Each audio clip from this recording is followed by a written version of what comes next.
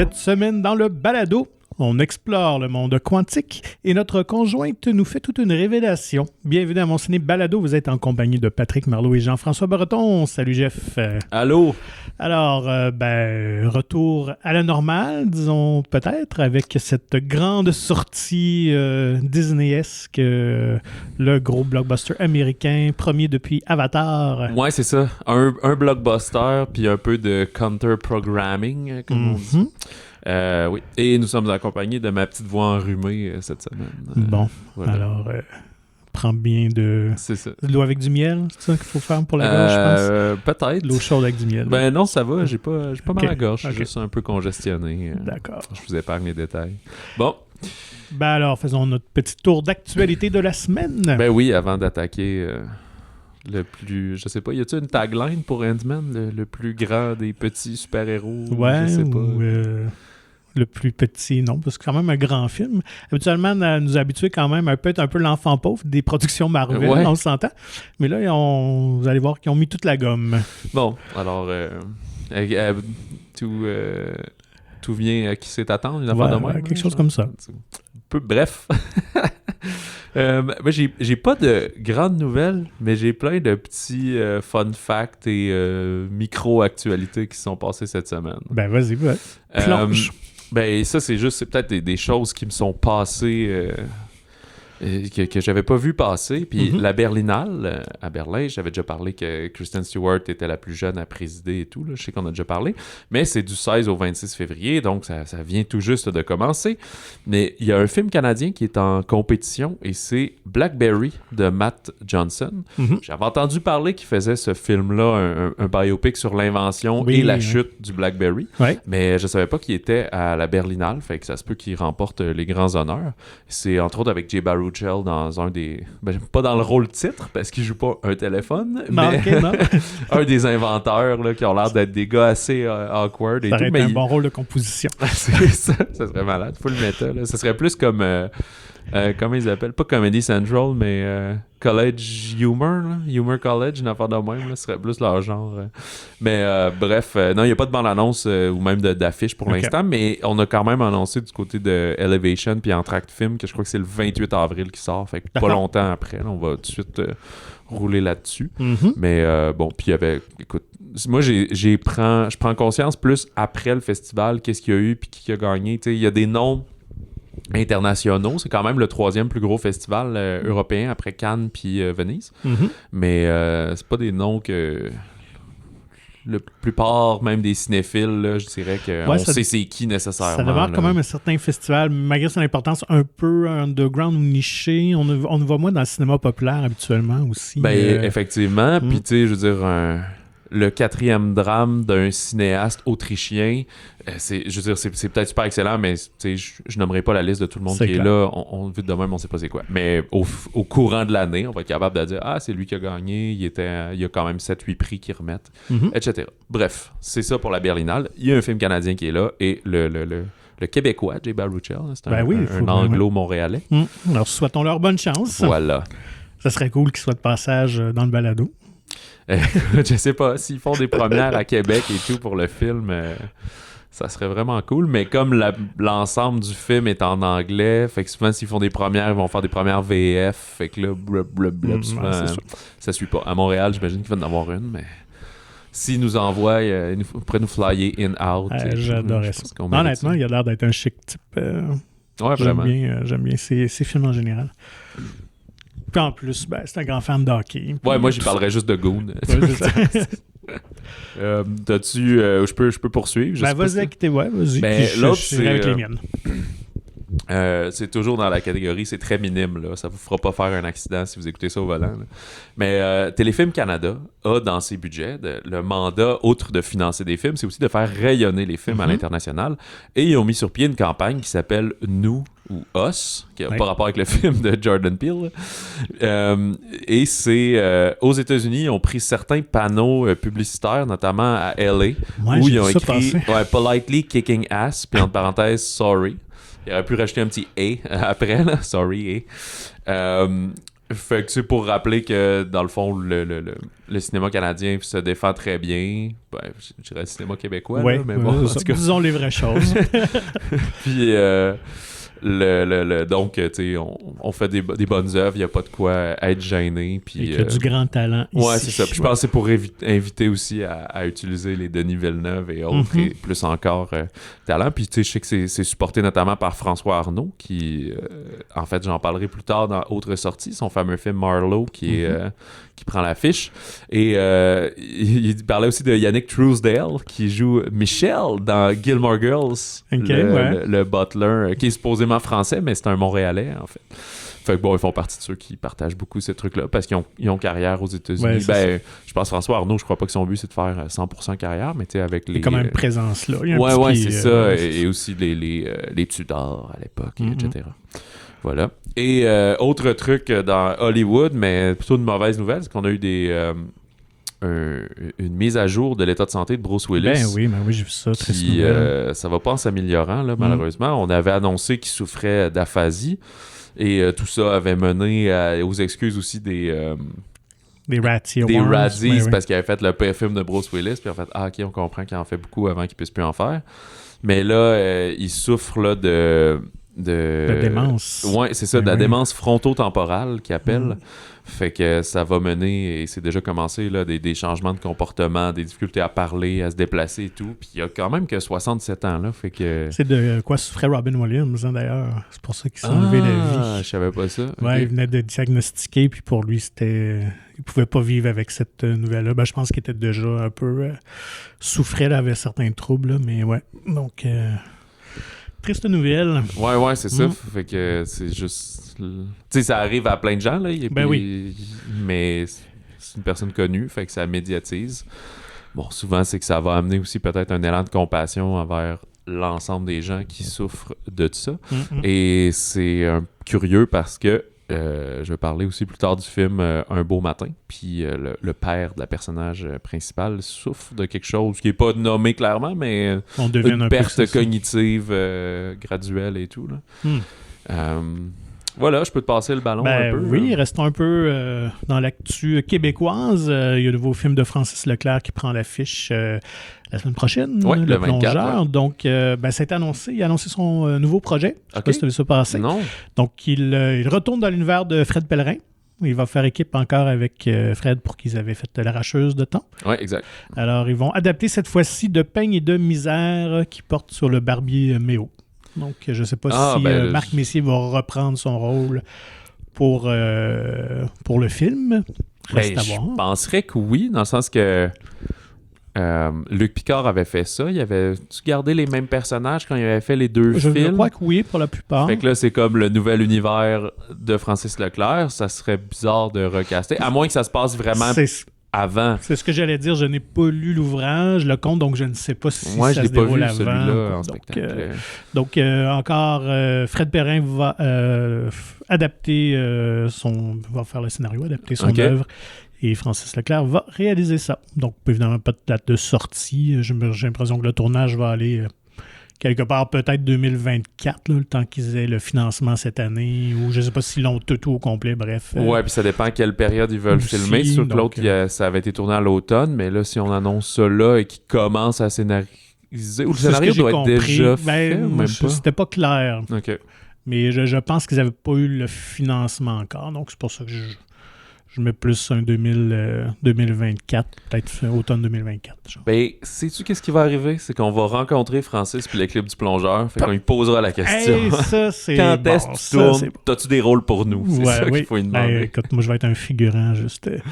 Ben oui, je veux pas un rôle principal. Se promener dans le village, je vais être bien content. Oui, très bonne idée. Sinon, côté américain, il y a le film de M. Night Shyamalan, Knock at the Cabin, qui est à l'affiche. Alors, sa fille vient d'annoncer qu'elle se met... elle réalisait déjà, mais elle va tourner son premier long-métrage.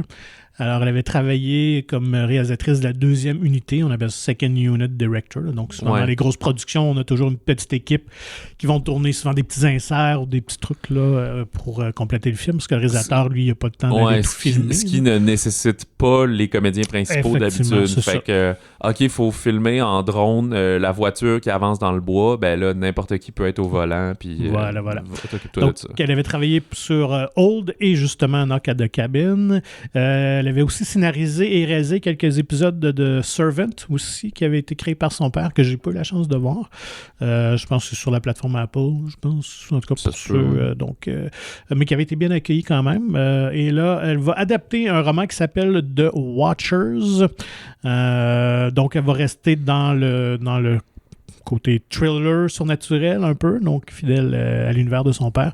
Alors, l'histoire raconte une artiste de 28 ans qui est comme prisonnière là, d'une forêt assez dense en Irlande et elle est comme prisonnière avec 3 étrangers, puis il y a une espèce de ce qu'on comprend, des créatures qui seraient présentes dans la forêt là, la nuit, tout ça. Là. Donc, c'est assez cryptique comme résumé, mais... Puis je me questionne, elle s'appelle-tu Shyamalan, elle aussi? Oui, j'ai oublié de dire son nom. Elle s'appelle donc Ishana Night Shyamalan. OK. Vraiment le nom quasiment complet de Night Shyamalan. Puis, fait que finalement, ça va être Night Shyamalan au lieu de M. Tout à fait. Et sais-tu, elle a quel âge à peu près? Parce que lui, il a pas l'air si vieux. J'ai une cinquantaine d'années? Ouais, je pense qu'il est dans la mi-vingtaine. Okay, de ce que j'ai vu. Ouais, c'est ça. Fait que... Curieux de voir ce que ça donnera. Et dernière petite nouvelle, pour les amateurs de la série de films Dragon, qui a quand même eu un certain succès, la trilogie. How to Train Your Dragon? Ouais, j'avais ça donc, tu l'avais aussi dans tes nouvelles? Oui, je l'avais dans mes nouvelles. Voilà, termine-le alors. Donc, là, je voulais pas te... on aura droit à une version en prise de vue réelle. Ouais, c'est ça. C'est la technique Disney, finalement. Oui, voilà. On prend des dessins animés à succès, puis on les refait en prise de vue. Mais ce que j'ai lu, c'est que pour une première fois de l'histoire, c'est que ça va être la même personne. C'est Dean DeBlois qui va le faire aussi. Alors que chez Disney, comme c'était des 25 ans plus tard, c'était jamais la même personne qui réalisait le dessin animé. Puis c'était Jon Favreau qui réalisait presque tout le temps. L'autre, là, il en a fait pas mal. Donc oui, le film est entre bonnes mains. En même temps, c'est drôle, effectivement. Écoute, va avoir consacré la majorité de partie de sa carrière professionnelle à cet univers-là. Oui, c'est ça. Puis, tu sais, les déclinaisons de dessins animés et tout, je pense pas qu'il réalise, mais il doit être producteur, puis supervisé, puis il a vraiment créé ça. Fait que, écoute, c'est comme James Cameron avec Avatar, là, finalement. Il fait que ça depuis 15 ans, puis pour encore les 15 prochains, là. Fait que, peut-être qu'il est tanné à m'amener, là, en tout cas. Mais, curieux de voir, ça a quand même eu un bon succès, mais c'est un peu oublié parce que c'est vraiment moins... C'est chez Universal, ça, mais c'est vraiment moins puissant que des Disney là, qui sortent puis qui font 1,2 milliard, puis les Frozen, puis des choses comme ça. Ouais. Ici, le premier, au total, là, avait ramassé un petit peu moins que 500 millions, 494. Le deuxième, c'était le plus gros succès avec 620 millions. Puis le dernier, 525. Mais c'est quand même 1,6 milliard au total pour une franchise. C'est quand même très lucratif, mais effectivement, ça a frappé moins l'imaginaire, ou c'est moins présent dans la culture populaire que tu parles de Frozen ou Toy Story ou des trucs, tu sais, qu'on a plein de mimes, on a toutes sortes de choses qui circulent Flash, sur Internet. Là, les Cars et tout, tu sais. Mais c'est intéressant parce que le premier date de 2010, fait que, ils ont déjà annoncé la sortie, ça va être le 14 mars 2025. Fait qu'on va être 15 ans plus tard, fait que on se cache pas, là, je pense que tu t'adresses à ceux qui l'ont vu quand il y avait 10 ans, là, il y en a, peut-être pas 10 ans, là, mais tu sais, une nouvelle génération finalement, là. Tout à fait. Une décennie en dessous. Mais je trouve ça toujours bizarre quand ils font ça. Par contre, je sais pas, aux États-Unis, ils sortent des films d'animation le 14 mars, tu sais, c'est juste après la relâche, en fait, là. Et pour Montréal et pour Québec. Mais je sais pas si eux, ils n'ont une ou s'il y a plus tard. Break. Ouais, c'est peut-être ça. C'est peut-être le Spring Break américain, mais c'est plus universitaire. Moi, ce que je connais de Spring Break, c'est plus aller montrer ses seins à Old Orchard, là, où je sais pas trop où. C'est un peu fret, je pense. Non, mais à Miami, là. Ouais, c'est ça. En Floride. Ouais, j'ai pensé à une plage. Parce que moi, j'étais là, puis c'était tranquille, là. C'est ça, Spring Break. À Old Orchard. Ouais, OK. Vous avez la preuve que je suis jamais allé. Parce que je pense juste ça. Au film Spring Breakers, mettons, c'est ça. Bref. Moi, ça fait le tour pour mes actus. Moi, il y avait un truc funné. C'est que. Un truc moins funné, puis un truc funné. Lequel tu veux en premier? Vas-y avec le funné. Le funné, c'est que le film Plane avec Oui. Gerard Butler, qui au Québec s'appelle Mayday, là, fait que ça fonctionne un peu moins, mais aux États-Unis, ils ont ri beaucoup de ce film-là, là, il a pris l'affiche au début janvier parce que ça s'appelle Plane. C'est comme le nom le plus stupide. Puis, mais quoi qu'il y a déjà eu un Airplane qu'on a traduit par y a-t-il un pilote dans l'avion et tout, mais tu sais, parce que c'est un film d'action qui se passe dans un avion, l'avion crash, on se bat sur l'île C'est et ça. tout. Puis ils ont confirmé qu'il y aurait une suite, malgré qu'il fait pas tant de box-office, il fait correct, mais c'est pas si fou que ça. Puis la suite va s'appeler Ship. Fait qu'elle va s'appeler Bateau. Mais là, je sais pas si au Québec, ça va s'appeler Mayday 2. Puis, sauf que ça va suivre plus l'autre personnage. Parce que Gerard Butler est avec Mike Colter, là, puis son personnage de Louis Gaspard. Fait que ça va être plus lui, tout de suite, Louis, tout de suite après le film de Plane, que ça survit à lui, qui va se ramasser sur un bateau avec des problèmes et tout. Je trouve ça funny. Puis l'autre truc, ben, plus triste ou bizarre, c'est que Alec Baldwin a annoncé qu'il allait poursuivre le tournage de son fameux western, western Rust, où il y avait eu un accident mortel de pistolet, que finalement c'était une vraie balle, puis là ça a tué la directrice photo.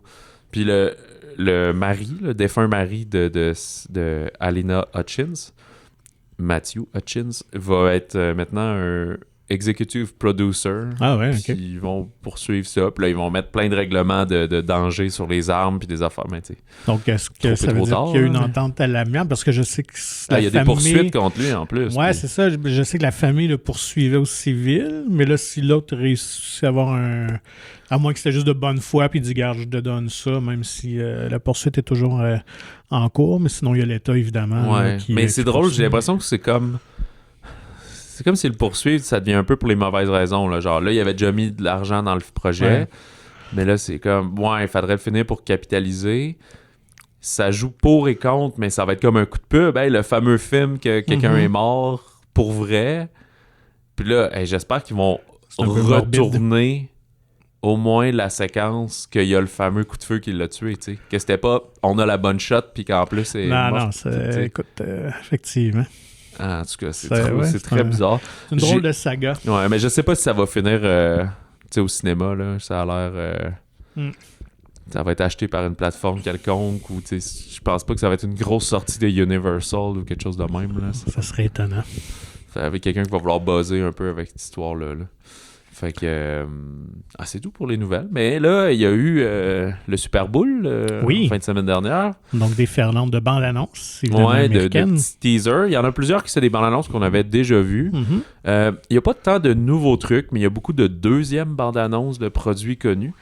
Mais je sais pas laquelle t'as le plus marqué. Tu veux commencer par quoi? Ben, si on parle du Super Bowl, j'ai pas le choix d'y aller avec The Flash. Ouais, on a finalement vu... Nous, on avait vu quand même une bande-annonce, là, un showcam, une espèce de truc de un événement canadien. Puis que sur le cinéma. J'y croyais plus, dans le sens que nous, on a vu ça au mois de mai. Ouais.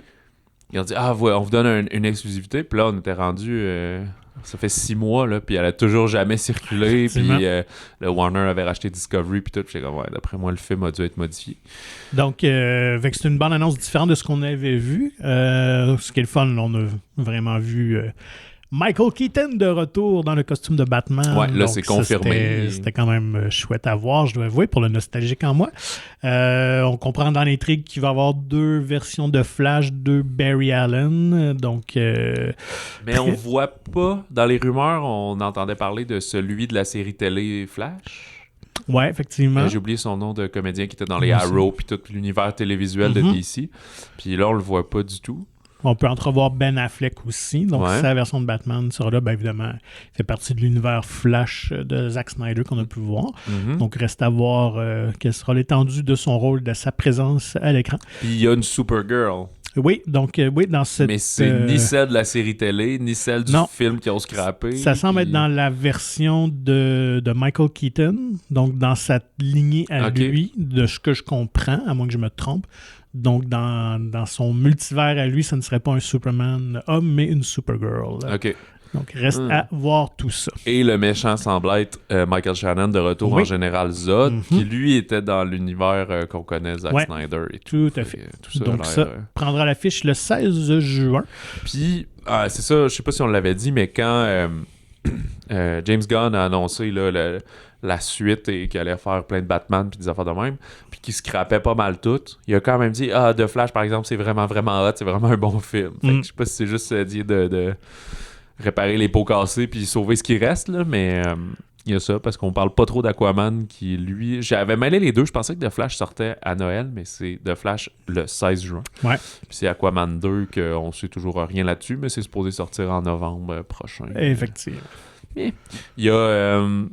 sinon, dans ceux qui ont eu des nouvelles bandes annonces, Gardien de la Galaxie Volume 3, qui, je sais pas, présente un peu plus les enjeux et qu'on comprend surtout que Peter Quill a retrouvé une Gamora, mais c'est pas la même. Puis qu'il veut retrouver cet amour et cette connexion, mais ça a l'air... compliqué un peu. Ouais, plus facile à dire qu'à faire.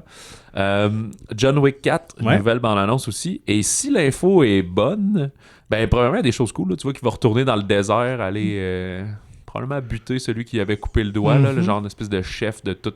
J'ai oublié comment ça s'appelle, l'organisation. Là, à date, ce qu'on voit, là, c'est que le film va durer 2h49. Oh, quand même. J'avais pas vu ça pour passer. Le genre, c'est très audacieux. Là. Puis surtout qu'il me semble, on parlait qu'il allait avoir un John Wick 5, puis peut-être un 6, puis tout. Fait que je vois pas pourquoi au milieu... Je sais qu'il durait quand même 1h50, 2h. Là. C'était pas des films si courts que ça. Mais... c'est beaucoup de scènes de bataille pour... Tu sais, il n'y a pas tant d'histoire. Il y a un certain mystère, mais il n'y a pas tant de dialogue puis d'intrigue et... Fait que, je sais pas, au moins c'est pas trop la bonne info, puis ça va se clarifier quand ça va sortir là, avant le 24 mars. Mais esthétiquement, ça a de l'air à la hauteur des autres, effectivement. Une séquence, ça se passe devant l'Arc de Triomphe, d'ailleurs. Oui, ça a l'air d'être beaucoup à Paris. Ouais, c'est ça. Il y a une scène de bataille qui a l'air d'être dans le trafic. Fait qu'ils se battent, puis au bon moment, tu pousses quelqu'un devant un char, il se fait ramasser. Ça fait très jeu vidéo. Là, vraiment, oui. Il me semble qu'il y avait une scène de Street Fighter ou quelque chose comme ça. Non, c'est quand c'est des jeux plateforme, là, des beat 'em all, là, que je sais plus si c'était la Ninja Turtle ou justement un... J'ai oublié les noms, là, au vieux Nintendo, au Super Nintendo. Là, t'avances, là, puis là, tu bats tout le monde. Ouais, puis là, tu peux avancer, là, tu continues à avancer. Puis là, il y en a un qui tu te tenais trop dans la rue, tu te faisais frapper par des autos. Là. Il y a ça. Écoute, t'en as-tu un autre? Moi, j'attendais que tu nous parles de ce que t'attendais depuis si longtemps. C'est vrai, je l'ai oublié. Rapide et dangereux. Tu l'avais pas noté, oui. Ah oui, je l'ai pas noté parce que je suis comme moi, là. Il faut que je vous laisse tranquille avec Rapide et dangereux 10. Fais-toi plaisir. Rapide X. Qui, moi, je dois avouer, je trouvais que ça a l'air le fun. Ah oui, c'est vrai. Oui, tu m'as écrit ça. Ouais. Pas que j'étais sceptique, là. Tu sais, je comprends très bien l'univers puis le ton et tout ça, mais je disais... C'est quand même dur. Est-ce que ça va être dur de se renouveler le rendu au 10e film? Mais je trouvais que l'angle semble être intéressant avec le personnage de Jason Momoa là, qu'on semble revisiter comme une séquence des films. C'est comme s'il avait toujours été là, mais qu'on le savait pas. Là. Ouais, il présente ça de genre oui, à un moment donné, t'as fait tel. Ah, il vole un coffre-fort, je pense que c'est dans le 5. Puis là, je sais pas, il est qui. Peut-être que lui voulait voler le coffre-fort ou il était l'employé qui était là, puis il a perdu sa job, puis fait que là, il est devenu un super criminel. Badass. Ouais, c'est ça. Qui veut se venger. Ça a l'air intéressant. Puis j'avais guessé que Brie Larson serait genre Gun for Hire ou quelque chose de même. Finalement, elle a l'air d'être son ex à Momoa. Puis tu dirais, niaisez pas avec ce gars-là, avec une petite veste de cuir. Je trouve ça funny. Il paraît qu'il y a la fille de Paul Walker qui serait dans le film. Ah ouais, ok. J'ai oublié son nom. Et mais on la voit pas à la bande-annonce. J'étais allé voir sur IMDb, elle est toujours pas là pour l'instant, mais j'avais vu une entrevue de Michel Rodriguez là, qui disait ça a été spécial, tourner avec elle, blablabla, mais je pense que c'est un très petit rôle. Je sais pas s'ils en font... Non, ils en font sûrement pas jouer la fille du personnage de Walker, ça aurait comme pas de sens parce que elle serait trop vieille pour, là, elle a une vingtaine d'années, là, fait que ça marcherait pas. Là. Effectivement. Fait que je sais pas trop, mais c'est encore... C'est fou parce que cette série-là devient...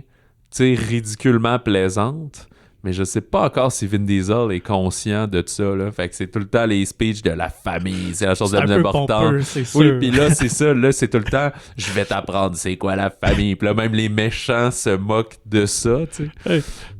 Ça en est même drôle parce que dans la bande-annonce on parle de plein de Shazam qui sort bientôt en mars, Shazam 2, il dit hey, j'ai appris quelque chose avec les Fast and Furious, c'est que le plus important c'est la famille, genre des trucs comme ça, fait que ça devient un running gag culturel, c'est dans la pop culture de se moquer de ça, fait que... Moi je trouvais ça très drôle lorsque tu me dis dans une des bandes annonces Legacy, où on présentait les films un à un. À un moment donné, tu as un extrait, ou c'était peut-être dans celle-là aussi, là, qui dit on faisait des courses, on roulait pour les bonnes raisons, pour les bonnes valeurs. Mais là, tu vois toutes les poupounes. Oui, c'est ça. Je pense que c'est dans la nouvelle. Oui.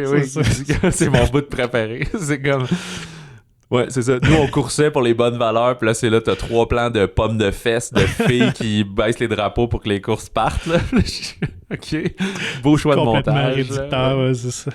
Enfin, donc pour les amateurs de cette série, 19 mai qu'on pourra voir cette première partie de 2 parce que l'intrigue ou le film semble être coupé en 2. Donc il y aura une... Puis, parce que là, t'as Momoa, mais t'as Cypher qui est encore méchante aussi. Puis là, je sais pas trop tout ce qui va se passer. On semble pas aller dans l'espace finalement. Non. Je pense que c'est fait là, dans le 9 quand ils ont comme quitté l'atmosphère. C'était quand même déjà pas mal.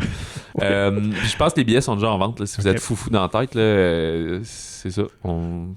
Ça c'est vraiment tôt, là. Genre 4 mois d'avance, il y a déjà des billets en vente. Mais il y a sûrement, tu sais, genre 30% des cinémas. C'est un chiffre complètement mis au hasard, là. Mais tu sais, un petit pourcentage des cinémas qui vont le présenter, qui ont déjà leur pré-vente. Mais il y en a plein. Des cinémas... Au Québec, il y a beaucoup de cinémas indépendants, là. Des trucs de 3 écrans, là. Je pense pas que tout de suite, ils se sont commis à je fais des pré-ventes, là. Mais effectivement. Mais ça va être dans tous les cinémas, c'est sûr. Il y a, écoute, Déferlante, ça n'a pas joué au Super Bowl, mais La Petite Sirène aussi, que ça, je m'attendais à voir quelque chose et on n'a pas vu. C'était beaucoup, peut-être qu'on a ciblé quand même les hommes, là. Il y avait beaucoup de films de super-héros puis de films de tapoche, là. Ouais, tout à fait. Mais ils ont sorti un nouveau 30 secondes sur la plateforme YouTube de Disney où là, on en voit un peu plus là, de Halle Bailey. Et non Halle Berry, là, mais puis on voit son fameux prince Eric, puis un petit bout de Melissa McCarthy en Ursula. L'as-tu vu? Oui, tout à fait, ouais. On voit un peu plus l'univers, Polochon, puis des choses de même. Ça a l'air super beau. Là. Ouais, honnêtement, je pense que ça va être un très bon succès. C'est ça. On parlait de remake tantôt de How to Train Your Dragon. Là. Bon, mais ça en est un nouveau, de Rob Marshall. Et finalement, au Québec, on avait eu une pré-bande-annonce, mais la bande-annonce finale de Cœur de Slush de Marie-Lou Wolfe est disponible. Je trouve juste dommage, là, j'ai hâte de voir le film, je suis vraiment charmé par François Letourneau en père de famille, comme ça. Là. Mais je trouve qu'on en remonte tout le temps trop. Il y a comme un standard que c'est comme la bande, j'en ai déjà parlé, la bande-annonce c'est 2 minutes 20, il faut qu'elle soit 2 minutes 20. Il y a Rapide et Dangereux, eux qui sont toujours hors de ce standard-là, et même pour les spin-offs là, où il y avait Hobbs and Shaw et tout, eux c'est des bandes-annonces de 3 minutes 30. D'accord. Ce qui est très long, il y a des courts-métrages de cette durée-là. Vraiment. Mais on n'ose jamais dire, juste très rarement, là, notre bande-annonce, nous, est 1 minute 30 puis c'est assez. Parce que là, tu comprends dans le cœur de Slush que, OK, la fille est amoureuse d'un gars, mais sa sœur aussi est amoureuse du même gars, fait que ça crée une rivalité, elle veut pas perdre sa relation avec sa sœur, mais elle est amoureuse de l'autre, puis là, lui est intéressé par qui. Puis là, une fois que t'as compris ça, là, il y a une musique qui embarque, puis là, on voit des séquences, puis des séquences, puis des séquences, puis t'es genre, oui, là, tu sais, brûlez pas toutes, là. Ouais, je suis d'accord que c'est des mauvaises tendances depuis plusieurs années au niveau des bandes annonces, là, de souvent trop montrer de trucs. Ouais, c'est ça. Je trouve que si tout le monde faisait des bandes annonces d'1 minute 15-30, ben peut-être qu'on pourrait en mettre 3-4 devant les films, puis ça durerait aussi longtemps, puis ça serait plus rythmé que 2 bandes annonces de 2 minutes 40, là, en tout cas. Bien dit. C'est mon avis. Message lancé. Ouais. En avais-tu d'autres? Non, moi, ça fait le tour non pour les bandes annonces. Donc, on peut s'attaquer aux sorties de la semaine. Débutons avec le gros, là, faisons-nous plaisir quand même. Alors, Ant-Man and the Wasp, Quantumania, 3e film de cet univers d'Ant-Man, mais 31e production Marvel. J'y compte même plus, je ne sais plus. Bon, je vais me souvenir, comme quand on vieillit, je vais me souvenir qu'ils ont dépassé la trentaine pour un bout, mais à un moment donné, je vais réaliser que t'es rendu à 40. Je pense que le coup de vieux, ça va être le 50e film. Je pense que je vais prendre. Ouais, mais ça va être dans... Là, ils en font comme 3 par année, peut-être. Ils ont réduit, là. Fait que dans 4 ans, à peu près, là. Non, excuse. Je pensais 40e. Ouais, dans 8-9 ans. Ouais, ça. J'espère que le public va être encore au rendez-vous. Je leur souhaite. Écoute, justement, en parlant de ça, Ant-Man and the Wasp est un, qu'on disait d'entrée de jeu, qui est souvent l'enfant pauvre, là. C'est lui qui mettait un peu moins de budget, il a fermé des fois des phases, il servait de pont d'entre-deux. Ici, il y a peut-être un rôle semblable, mais il y a tous les moyens de ses ambitions. Parce qu'il nous présente le nouveau méchant, Kang, joué par Jonathan Majors, comme on disait il y a quelques semaines, qui est de tous les rôles et de toutes les franchises maintenant, et de tous les muscles aussi. Donc, avais-tu un petit résumé pour nous? Bien sûr. Ouais, ben vas-y. En fait, très, très sommairement, là, la famille Lang, là, qui est une famille reconstituée finalement, parce qu'il y a une blonde, mais il y a sa fille, puis il y a ses beaux-parents. Ouais. Ils travaillent tout un peu secrètement sur une petite technologie, surtout sa fille et son beau-père, qui permet de communiquer avec le Quantum Realm, donc l'univers quantique, ce qui est à dire quelque chose d'ultra microscopique, là, finalement. D'où le personnage de Michelle Pfeiffer, Janet, était prisonnière. Exactement, qui l'avait libérée dans le deuxième film, si je me souviens bien. Fait que, mais elle n'a jamais parlé, elle n'a jamais trop dit qu'est-ce qui se passait là-dedans. Sauf que là, finalement, c'était un genre de télescope qui allait un peu cartographier le Quantum Realm, qui allait leur permettre d'un peu travailler, parce qu'il dit comme ça quand tu as été coincé, parce que Scott avait été aussi coincé là, ce qui avait mené à un des derniers Avengers et tout. Là. Il n'avait pas été zappé, mais il était coincé là-dedans, etc.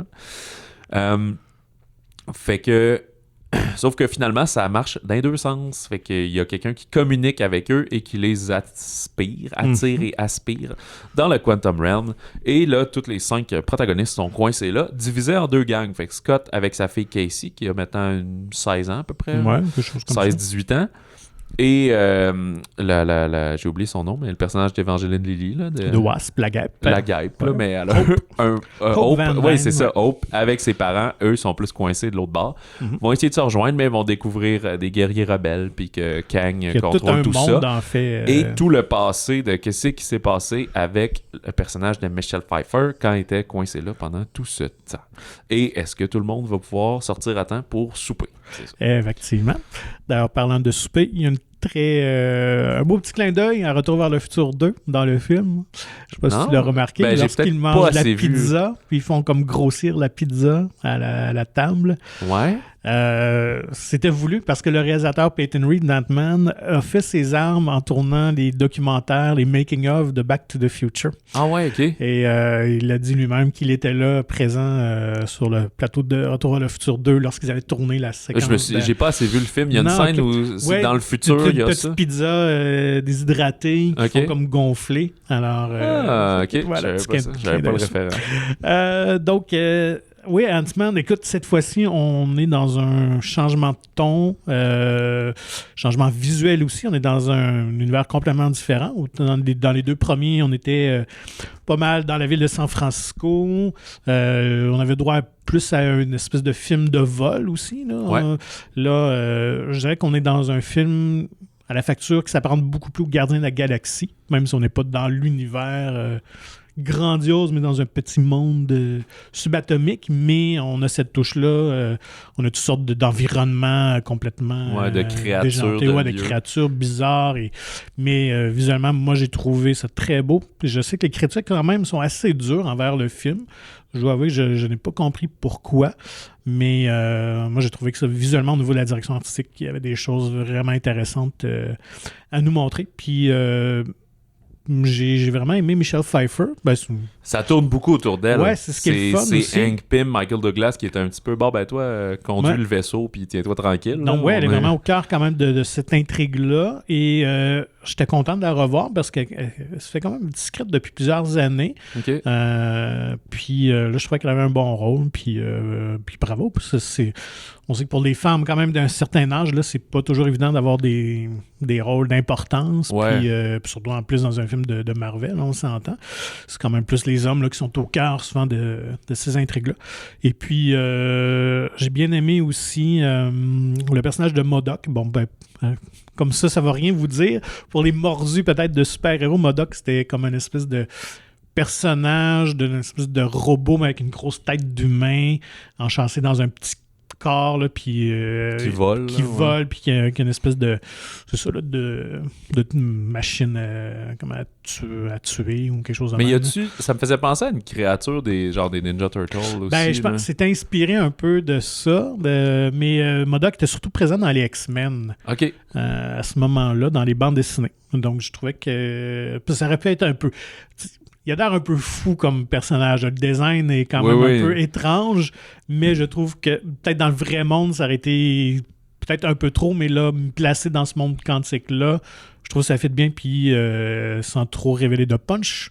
Mais c'est intéressant de savoir c'est qui, comment il présente. Ouais. Donc, c'est bien placé quand on regarde la trilogie, finalement, des Ant-Man. Puis, ouais, faut dire que, peut-être vous êtes allé voir, tu sais, Rotten Tomatoes, la critique était assez virulente. C'est virulente, en tout cas, cinglante. Ouais. Mais l'appréciation publique est très bonne, puis je pense qu'il y a cette fameuse Marvel fatigue, là, je pense que c'est surtout chez les critiques quand même qu'elle est là. Mais c'est vrai qu'il y a beaucoup de films ces temps-ci. T'as eu Black Panther, ben t'as eu depuis un bout, là, en mai, Doctor Strange. 2 mois après, là, début mai, puis début juillet, t'avais Thor. Là, il y a eu un petit trou, mais novembre, Black Panther. Et tout de suite, Black Adam, si on va dans côté mais DC, si on prend juste le MCU... Oui, là, tout de suite, on a Ant-Man, puis on a Gardien de la Galaxie dans 3 mois aussi, là, début mai. Puis on a un Marvel en juillet, de Marvels, mais sur Captain Marvel. Puis après ça, il y a un trou de 1 an, avant qu'il y en ait pratiquement 1 an, ça va à mai 2024. Mais là, il y en a aux 3 mois, puis je pense que pour l'univers général, là, le monde en général, c'est comme, voyons, un autre, ça doit être la même chose, puis tout. Fait que c'est sûr qu'il y a des critiques blasées qui vont le voir, puis qui disent comme, ben, ça réinvente rien, puis... sauter votre tour, mais un fan de l'univers en général du MCU et tout, il a sa place dans la continuité. Oui, tout à fait. Écoute, moi, je vais être très honnête, je l'ai beaucoup plus apprécié que Black Panther, que j'avais trouvé beaucoup trop sérieux, trop solennel. Donc, moi, j'apprécie cet univers-là un peu plus léger. Puis on retourne dans le 2 heures aussi. Là. Oui, aussi, c'est ça. Donc, il n'y a pas de temps mort. C'est très, très rythmé. Mais je comprends pour ceux qui ont peut-être apprécié plus ce côté-là désinvolte et léger d'Ant-Man, même si on retrouve d'humour quand même, mais le film est quand même beaucoup plus sérieux, quand même beaucoup plus dense en termes de contenu que les 2 premiers Ant-Man. C'est parce que c'est pas le Monster of the Week, dans le sens que les 2 films précédents, c'était plus son méchant à lui, il le vainquait, puis ça finissait là. Là, il nous présente le nouveau ultime méchant des phases 5 et 6, fait que c'est plus sérieux finalement. Tout à fait. Donc, et Jonathan Majors fait un solide boulot dans le rôle de Kang, qu'on va revoir assurément, entre autres dans Avengers Kang Dynasty en 2025. Et voilà, moi, ce que j'aurais apprécié, je comprends que c'était dur de le mettre dans le film, d'ajouter ça, mais j'ai manqué Louis, le personnage qui raconte toujours ses histoires avec un débit... c'est vrai qu'il aurait pu le croiser. Ben là, on spoil qu'il n'est pas là, mais à la fin ou quelque chose comme ça. C'est ça. Mais écoute, c'était peut-être juste trop dur, ou ça aurait fait trop, là... trop inséré de force, mais ça m'a manqué un petit peu. Sinon, juste un petit fun fact comme ça. Donc, c'est une nouvelle comédienne, ça veut dire qui incarnait Cassie Lang, Catherine Newton, qui est très très bonne. Moi, j'avoue que c'est une comédienne que j'aime beaucoup, qu'on a pu voir dans Big Little Lies, entre autres, de Jean-Marc Vallée. Mais dans Avengers Endgame, c'était une autre comédienne qui l'incarnait, Emma Furman. Et pour vrai, elle l'a pris seulement lorsqu'on a annoncé le projet et que Catherine Newton était pour jouer finalement Casey. Ah ouais, ok. Fait que moi, même pas un petit courriel d'avance dire regarde, on fait le film, mais ça sera quelqu'un d'autre. Donc voilà. Fait que c'est sûr qu'elle était un peu attristée, mais reconnaissante quand même d'avoir eu la chance de la jouer. Mais honnêtement, elle n'a pas tourné vraiment autre chose après. Fait que aussi, peut-être que.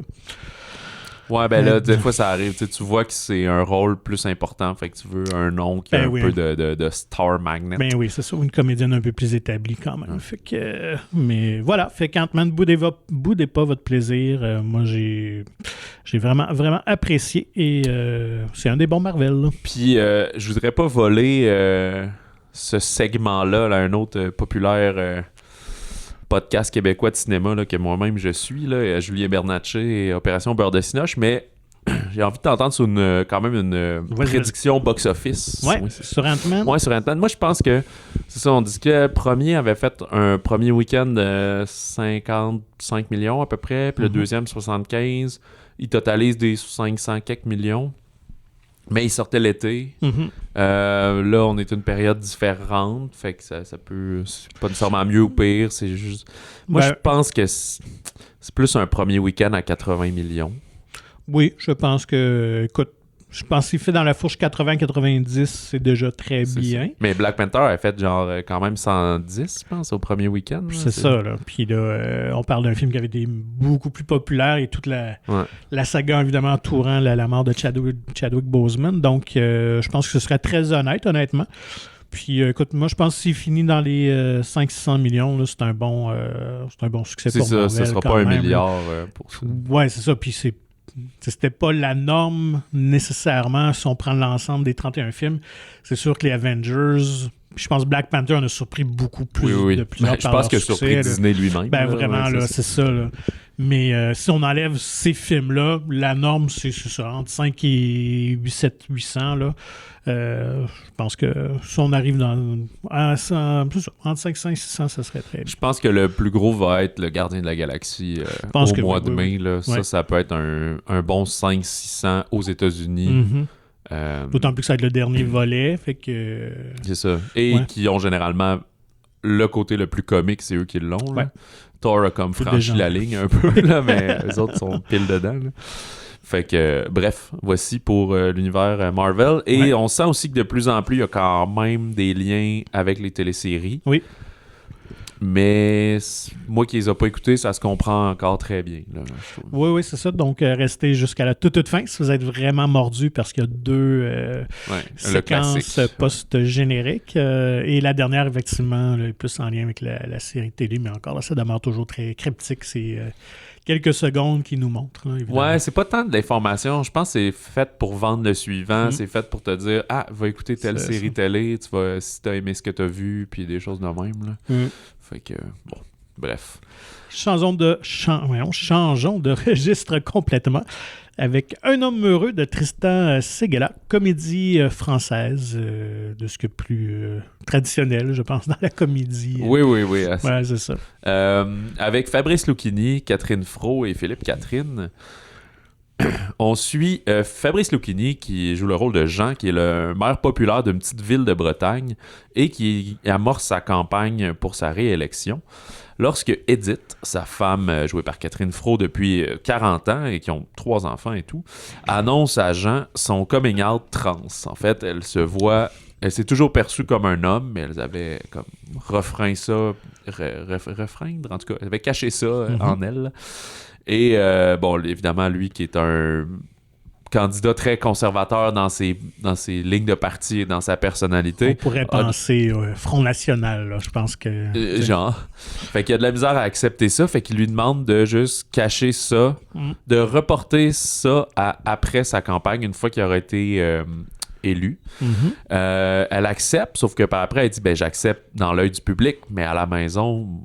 Je m'appelle Eddie maintenant, puis je suis un homme. Fait que là, bon, ça va être comment ils vont négocier tout ça. C'est un sujet pas audacieux, mais disons délicat dans une comédie, et j'étais très inquiet de voir comment ça allait être traité. Mais c'est fait de manière très empathique et respectueuse, je dois dire. C'est vraiment... ça se veut comme une œuvre utile, voire pédagogique, pour le public qui va être happé par les comédies de Fabrice Lucchini. Là. Fait que peut-être qu'on vise un genre de 50+. Là. Un peu beau, oui, tout à fait. Puis je vous juge pas si vous avez 22 ans, vous allez voir ce film-là, il n'y a pas de problème.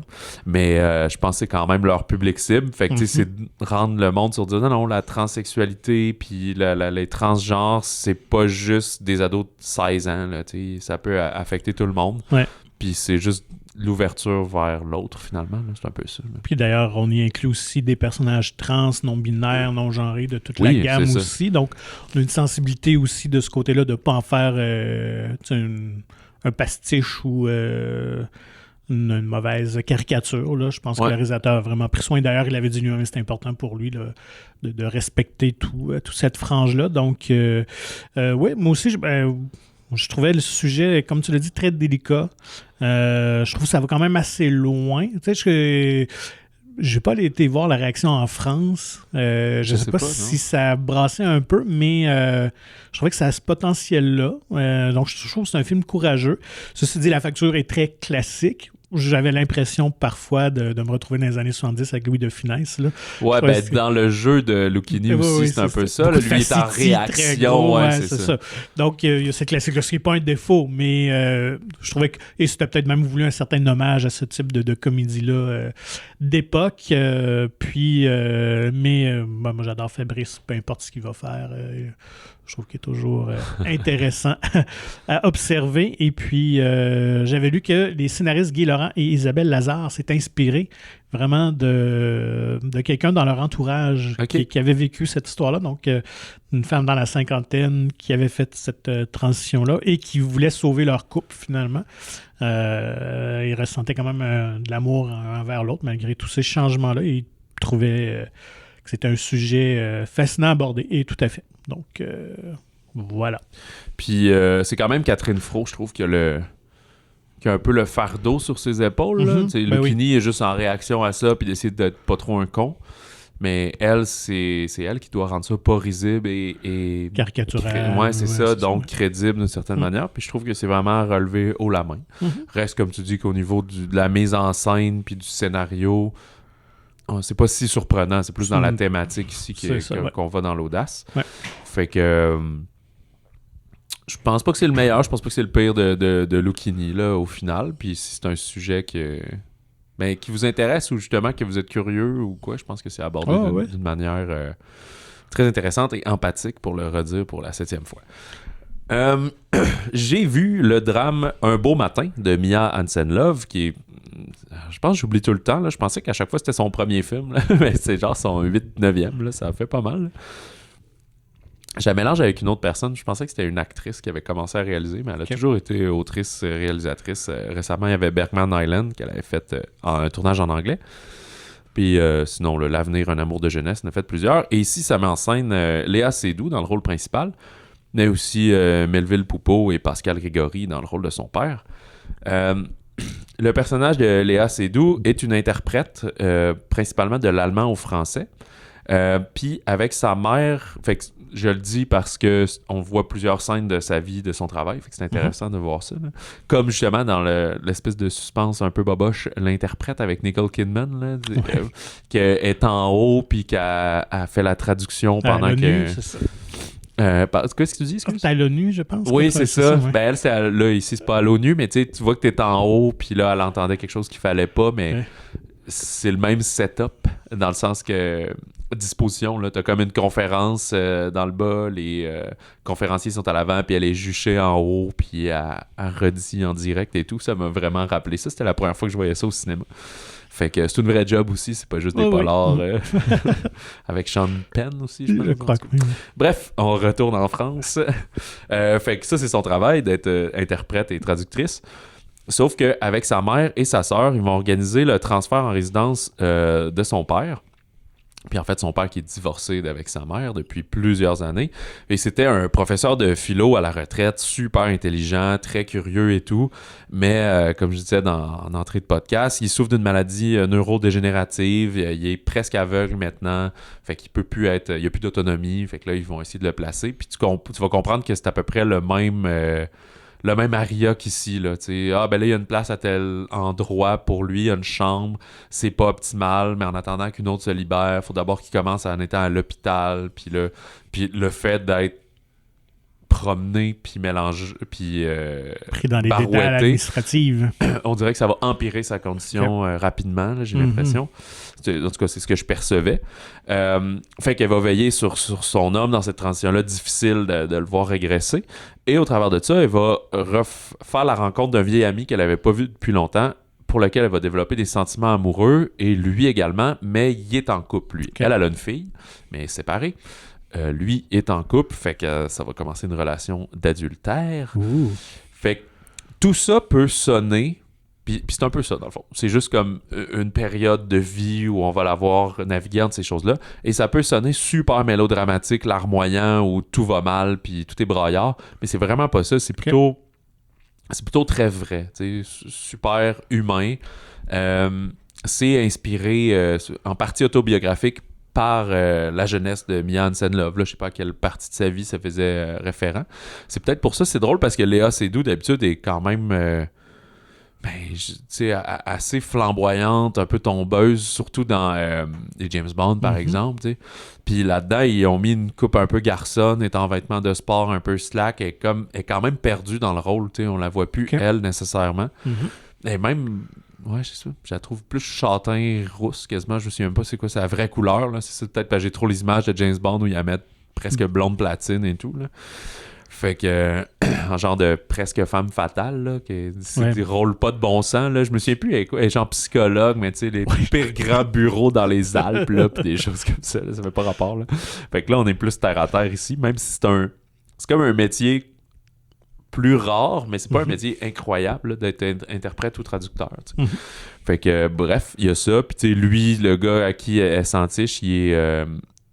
j'ai oublié comment il l'appelle, là, mais tu sais, il travaille dans l'espèce de biologie, mais spatiale. Là, tu sais, il va pas dans l'espace, mais il étudie des affaires weird qui vont aider à l'espace. Fait que, tu sais, il y a cette notion-là. Fait que, bref, est-ce qu'ils vont arriver à vivre ensemble? Tu vas voir le déclin de son père, de la relation avec sa mère, avec la blonde de son père, avec sa sœur qui laisse moins présente, avec sa fille à elle, qu'elle essaie de conjuguer tout ça, mais sans être un thriller comme à plein temps, mettons, avec Laure Calamy ou de quoi. Fait que, tu sais, je sais pas si j'arrive à bien le vendre, mais je pourrais dire que moi, c'est quand même mon coup de cœur de la semaine. Mais c'est pas un film pour tout le monde. C'est un film, c'est quand même très français dans sa facture. C'est beaucoup des dialogues. C'est ça, des relations entre les gens. On dit ce qu'on ressent, on espère que l'autre ressente la même chose. La vie avance, puis tu traverses des embûches, puis t'as des moments heureux, puis des moments difficiles. Mais si vous cherchez un genre de cinéma qui vous aide à vous évader de votre réalité, ben c'est vraiment pas ça. Ça se veut du cinéma très réaliste, justement. D'accord. Et son succès repose par ses comédiens, j'imagine? Je pense que, moi je dirais que oui, là, Léa Seydoux est toujours vraiment excellente et juste dans ses films, là, un peu comme Marion Cotillard, là, je trouve. Sauf quand elle meurt dans Batman. C'est une autre affaire. Puis les actrices françaises sont généralement moins bonnes aux États-Unis dans les films américains. Ça se peut, mais tu vois, Léa Seydoux, c'est drôle, on vient de parler de beaucoup des James Bond, mais c'est plus sa composition que son interprétation, là, parce qu'on lui demande d'être qui est bizarre. Là. Mais... ou comme à la fin du dernier, quand elle parle en anglais à sa fille, pis c'est comme, t'es une Française, tu t'as levé ta fille en français, pourquoi tu parles en anglais? Ça part pas. Fait que, bref, c'est les bienfaits du film. Et puis Pascal Grégory, qui joue son père aussi, est vraiment beau là, dans ce rôle-là, parce qu'il passe de tous les stades, là, de quelqu'un un peu mêlé, mais qui est wise, tu sais. Puis il y a un enjeu dans le film, c'est qu'à un moment donné, il faut qu'il libère son appartement. Puis il y a une incroyable bibliothèque, là, collection de livres et tout. Puis personne ne la veut, mais ça représente tellement lui. Ouais. À un moment donné, c'est ce qu'elle signifie à sa fille. C'est juste des livres, mais c'est comme en ce moment, il est tellement en train de changer que regarder sa collection de livres, c'est plus lui que quand je vais le voir, lui, tu sais. J'ai pas besoin de lire tous les livres, mais c'était chéri pour lui. C'est un philosophe, c'est un lecteur, c'est un penseur et tout. Fait que, elle peut pas, tu sais, puis sa mère, elle dit, ben, prends-les ou jette-les. Puis, ben, voyons, ça peut pas être juste ça, les deux options, tu sais. Fait que ça devient justement un des enjeux, tu sais, comme, fait que tout le monde qui a perdu un parent ou quelque chose comme ça, amener qu'est-ce que tu fais avec les objets, avec les affaires, ça fait partie du deuil à faire, tu sais. Ouais. Son père décède pas nécessairement dans le roman, dans le récit, mais faut qu'il quitte son appartement, puis tu le sais qu'il reviendra pas, là. C'est ça. Comme on dirait que Bruce Willis, malheureusement, c'est downhill from here. Il est là, mais il s'efface, finalement, c'est ça. Dans le documentaire de la semaine? Non, moi je n'ai pas relevé là, en tout cas, puis je savais qu'on avait quand même un certain contenu, fait que je l'ai juste mentionné dans les autres sorties, mais malheureusement c'est juste en anglais et je pense que c'est juste à Montréal. Mais c'est le polar Marlowe de Neil Jordan, et c'est parce que François Arnault jouait là-dedans. Je me souviens qu'on avait discuté quand il avait été casté. Ouais. Puis ça fait vraiment longtemps, parce que quand on avait parlé avec lui de Norbourg, j'avais posé la question, c'était peut-être hors micro, puis il était comme genre, ah ouais, c'est quand même un petit rôle, là, c'était pas si gros que ça. Et probablement parce que tu vois qu'au Québec, on n'a pas fait une grosse mise en marché avec François Arnault dans ce rôle-là. En fait, il fait le rôle du gars qui est mort, puis en fait, il fait le jeune amant je pense, du personnage de Diane Kruger, fait qu'elle, elle va chercher Philip Marlowe, le détective privé joué par Liam Neeson, pour enquêter, pour essayer de le trouver. Fait qu'il doit être dans une couple de flashbacks puis des affaires de même, mais sur un film de 1h45, doit être le 8 minutes. Genre. Effectivement, d'accord. Fait que ça se passe en Californie à la fin des années 30, justement, c'est ça. Philip Marlowe qui va se mettre à enquêter là-dessus, mais sur une enquête qui semble assez facile, mais qui finalement va relever beaucoup de problèmes. Mais je savais pas que Marlowe était un personnage de roman, Ouais. le détective très film noir et tout, là, entre les années 30 et 60. Il avait déjà été adapté plusieurs fois au cinéma, dont par Humphrey Bogart. Puis ça faisait une 40aine d'années, je pense qu'on y avait pas touché. Puis là, Neil Jordan l'a repris. Mais ce qu'on dit du film, c'est que ça réinvente pas le genre. On est plus dans les clichés puis dans le traditionnel de ce genre-là. Fait que ça peut être une sortie sympathique, mais très limitée, malheureusement. Et dans les sorties limitées aussi, retour d'un classique contemporain. Est-ce qu'on peut le classer comme ça? Si on pense à la même chose. Je pense que oui. The Crouching Tiger, Hidden Dragon. Ouais, c'est l'inverse. Hidden Dragon, Crouching Tiger. Ouais. Voilà, je me suis trompé. Tigre et Dragon au Québec. Ouais. Mais il ressort full limité aussi. Je pense qu'il y a un cinéma à Montréal, un cinéma à Québec qui le présente en sous-titré anglais. Mais j'ai oublié de faire mes recherches, puis je sais même pas pourquoi il ressort. Tu sais, il est en 4K, il est remasterisé et tout, mais c'est-tu un 20e anniversaire ou c'est juste à cause que Michel Yeo est en nomination? Je pense que c'est un anniversaire. Écoute, de mémoire, c'est 98, ça se peut-tu? Fait que ça serait les 25 ans. Comme Titanic? Ouais, je pense. Sauf que lui, c'est vraiment... J'aurais cru que c'était début 2000. Ou sinon, c'est... Ou 20 ans, mais pas 2002. Ouais, c'est ça. Je pense que c'est avant ça. Mais je mets pas ma main au feu. En tout cas. Mais sauf qu'il y a une sortie beaucoup moins large que Titanic. Fait que... Donc, pour les chanceux qui ont accès, qui voudraient revoir ou voir pour une première fois ce film-là au cinéma, quand même. Prévois-tu y aller, toi? Ouais, je pense que oui, honnêtement. Ouais. Ça fait très longtemps que je l'ai vu. Ça doit faire une 15aine d'années. Je crois que je l'ai juste vu au cinéma à l'époque. Moi, j'aurais écouté peut-être une fois là, lorsqu'il était sorti en DVD. Mais d'ailleurs, j'avais le DVD. Mais, ouais, non, je suis bien curieux de voir si ça a bien vieilli, Mais visuellement, c'est sûr que ça va être spectaculaire au cinéma. Puis tu vois, moi, je remercie ma mère, pourtant, qui est fan de cinéma et de sorties au cinéma, mais c'est pas quelqu'un qui a des connaissances de cinéma, puis de comédiens, puis d'affaires comme ça. Mm-hmm. Mais elle suivait beaucoup à Québec la programmation du Clap, puis ces affaires-là, puis c'était elle. Fait que ça, j'essaie de me souvenir, j'avais, tu sais ça, 12, 14 ans, je sais pas. Puis donc c'est elle qui t'avait amené de voir ça. Elle disait, il faut aller voir ça, c'est vraiment cool. Puis j'étais comme, OK, je sais pas trop. Puis tu sais, je trouvais ça flyé là, quand il marchait dans les arbres, puis des affaires de même. Tu sais, fait que c'est elle, je pense qui m'a aiguillé sur déjà une partie de cinéma. Après ça, il y a tout le cinéma américain de Tarantino puis Danny Boyle, des affaires que j'ai découvertes par moi-même dans les clubs vidéo. Ça avait connu vraiment un grand succès. Je pense qu'à ce moment-là, c'était le film en langue étrangère qui avait eu un plus gros succès. Je pense que si oui. ma mémoire est bonne. Puis moi, j'avais déjà un intérêt, parce que j'étais un grand fan de films d'arts martiaux. Donc, je connaissais un peu cet esthétisme-là. Il y en avait eu quelques-uns là, qui avaient traversé des fois, qui étaient disponibles en cassette, là, peut-être même en DVD, là, de ce type de kung-fu-là, mais de contes de fables, qui est très spécifique au cinéma chinois. Donc, sinon, c'est lui qui a comme démocratisé ça, finalement, là, pour le grand public. Sinon, c'est souvent des histoires coco-banane, que les bras s'allongent, puis des affaires de même. Il y avait un côté très série B dans les films de ce type-là, alors qu'Ang Lee en a fait une œuvre là, plus sérieuse, plus accessible. J'avais oublié que c'était Ang Lee, mais ça a été sa marque pour rentrer après aux États-Unis puis faire Hulk.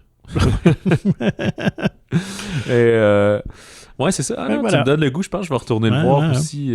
C'est vrai. Puis c'est dur à décrire, hein? C'est comme une romance, mais c'est fantastique, mais c'est de l'aventure en même temps. Il y a vraiment tout. C'est un bon mélange. Et surtout, moi, c'était la révélation de Zhang Ziyi, bien que j'adorais Michel Yeoh, mais que j'avais trouvé vraiment... On l'a-tu revu aux États-Unis? Elle a tourné quelques trucs. Memoirs avec Geisha, je pense. Puis elle était dans Hero aussi, avec Jet Li, qui est un peu le même type. Je l'ai pas vu, lui. Fait que... elle a comme disparu. Ça fait très longtemps. Peut-être qu'elle a tourné en Chine, honnêtement. Comme Chow Yun-Fat aussi. Il était aux États pas mal pendant un peu. Ça, c'était la grosse période, là, où justement... Mais je pense que lui, il l'était un peu avant. Oui, c'est ça. Je me souviens que quand le film est arrivé, c'était comme... il est retourné faire un film. C'était les films de John Woo, Hard Boiled, puis de Killer, tout ça, qui avait ouvert les portes. Il a fait quelques trucs plus génériques là, avant ça, là, effectivement. Mais... fait que voilà pour cette semaine. Ouais. Et la semaine prochaine, on a très hâte au plongeur, que en fait on a vu déjà. Oui. Mais on va pouvoir rencontrer Francis et l'équipe du film. Puis, il faudrait que je référence ça. Mais je pense que c'est Eric Kaboulian qu'on a plus vu, mais il va être là aussi parce qu'il est co-scénariste dessus. Ouais. Puis Francis Leclerc. Ça va être la 4e ou 5e fois, Eric, dans le balado? Je pense que oui. Sans compter tous les événements qu'on a faits avec Faradar, mais on a enregistré un, mais il y en a 2 autres qu'on n'a pas captés. Ouais. Puis le pire, c'est que celui qu'on a capté, je pense qu'il était pas là. Non, il était Il là. était là, ouais. C'était à Québec qui était pas là. Parce qu'il était avec Viking. Il était au TIFF avec Viking. Pauvre lui. Donc, il faudra lui trouver un petit cadeau. Ouais, je sais pas. C'est le Five Timer Club. Faudrait dans faire Saturday Night Live. des t-shirts. Il pourrait être notre ambassadeur. Je pense même pas qu'il écoute ça. En fait, il doit y avoir aucun artiste qui écoute des balados qui parlent de leur propre film. Là. Ça doit vraiment les emmerder. Bref, il y a ça. Et on commence des films familiaux, dont Coco Ferme et Katak, le Beluga, qui sortent pour la relâche montréalaise et qui vont être à l'affiche pour la relâche de partout. Je sais pas le reste du Québec. On compare beaucoup Montréal et Québec, qui ont une semaine de différence, mais tout le reste, je sais pas question. du tout. Non, Ils sont entre les deux. Ils font une relâche du mercredi au mardi, comme les fuseaux horaires, tu sais. À découvrir, on va enquêter là-dessus. Fait qu'écrivez-nous d'ici là, balado au singulier à commercial-monciné.ca, et on vous invite à vous procurer gratuitement le magazine Mon Ciné, qui est disponible en version numérique ou physique dans votre cinéma favori de la province. Visitez le monciné.ca pour plus d'informations. Et sur ce, on vous souhaite du bon cinéma et du bon popcorn. Alors, c'était mon imitation de Fabrice Luchini. C'est sans faille.